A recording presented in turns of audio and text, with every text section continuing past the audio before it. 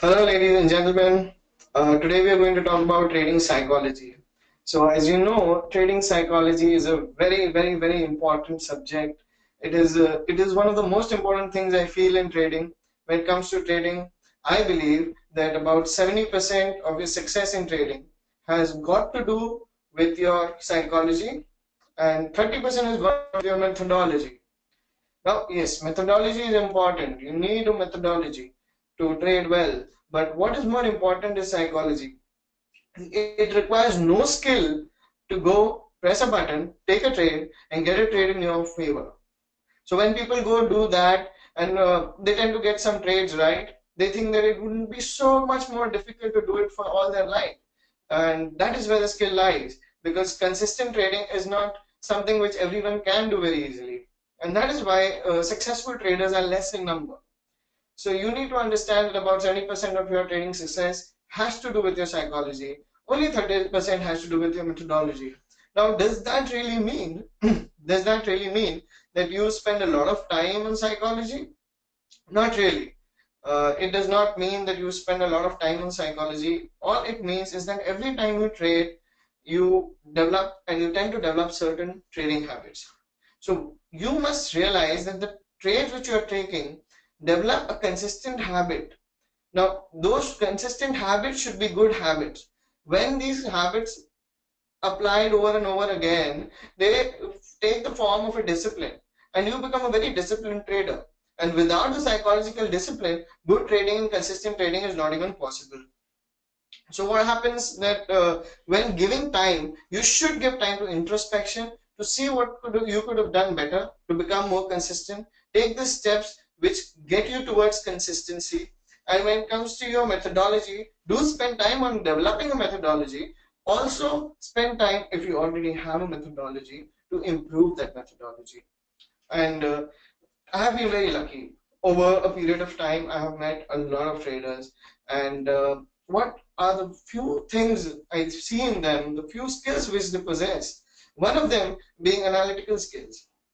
Now, analytical skills have got to do with logic, reasoning, they are cognitive skills. But the other skill are mental skills or psychological skills, which not everybody has, which is difficult to attain, which is difficult to build through. You need the resilience to build through those psychological skills. I'm here not to, I know a lot of people who are listening to me right now have a lot of anxiety and fear regarding trading. So I'm here to take away your resentment and give you some hope regarding this fact that yes, consistent results are possible, and yes, psychological skills can be obtained because one is not born with it, one develops it over a period of time. I'll share with you a few psychological nuggets, a few nuggets on trading psychology. Number one, objectivity. Have a plan. Now, to have a plan, you need a good system. So, when it comes to a good system, you need to be technical in some way. You can have a discretionary system, you can have a computed automated system, in a discretionary system or automated system. Your basic idea is that you plan and trade in such a manner that once you buy or once you sell, in some time frame or the other, it goes towards where you will make a profit. Now, an objectivity behind a trading plan is very important because once people take a trade, once their stakes are in the market, they tend to lose objectivity. So, what I tend to do personally is that I actually have a plan before I take a trade. So, before I take a trade, I know exactly when to get out. Either it is the target or it is my stop loss. Second is a state of mind. Now, this is one place where people have a lot of problem. Develop a carefree state of mind. For that, you need to have a lot of conviction in your system. And you should have tested and back tested, time tested the results of your system. So, results of your system time tested. By what do I mean by that? Number one, I mean that there's no one trade which is important. A good system means that you have consistent profits over a series of trades. That's it. So when you know that over a series of trades you can have consistent profit, your mind automatically becomes carefree. And once it is carefree, everything about your trading changes. You need that carefree state of mind so that you can effortlessly pull the trigger when it is necessary. when you get the trading signals, and that is where it will make all the difference. Third, position sizing. Position sizing, I can't tell you how important it is, because I've seen a lot of people who have a lot of who are very good with technical analysis. They have got good trades, and they tend to not make consistent money only because they change their position sizing in every trade. Now the thing is that if you have a conviction over a trade, you take a certain position, but don't over position yourself.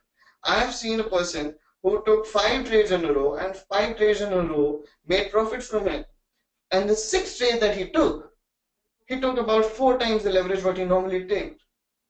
Once he took 4 times the leverage, it hits stop loss. All his profits were wiped off. That is not something which you really want with your trading system. So take an equal position size on every trade. Make sure your position sizing is disciplined, balanced, equal, and once you gradually increase your position size, make sure you made quite some money and spend a lot of time on a certain position size. Once once you get ahead with your position size. So you should know your size basically. Every trader, I have met good traders, big size, small size, I don't care. They know their size. They exactly know how much not to go ahead with. They know if they have to buy 1,000 shares, they'll buy 1,000 shares. They won't make it 2,000, even if they can afford to.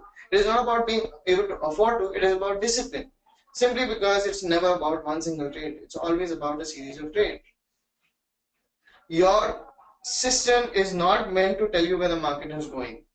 It is simply there to give you an edge over a series of trades. Number 4, never overtrade. It is always about doing less. This is one experience I've had with markets. It's always about doing less.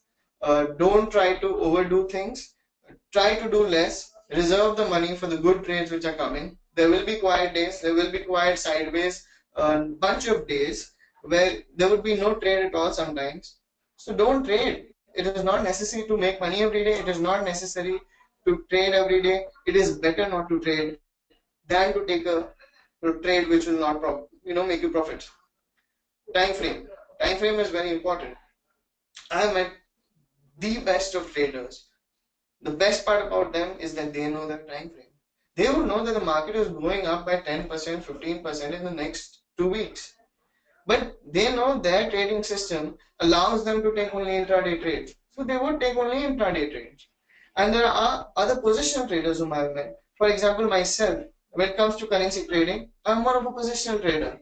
So I tend to not take the intraday trading setups, even if I observe them, even if I see them. Because I personally know that on a given day I may take the trade and I would make money out of it. But in case I don't, I have spent the money on a system which I generally don't follow. So know your time frame and give that much time for the market to unfold towards your profits. So that's it folks for today. Trading psychology is a very deep subject and there's a lot more I could come up with. There's a lot more, trust me. For today this is enough and we'll come back again on this channel and teach you more about trading psychology and a lot of other things about markets. My webinar is coming up the coming week. All those folks who are seeing it can join the webinar. The link I'll attach below and goodbye. Good night. See ya. Bye.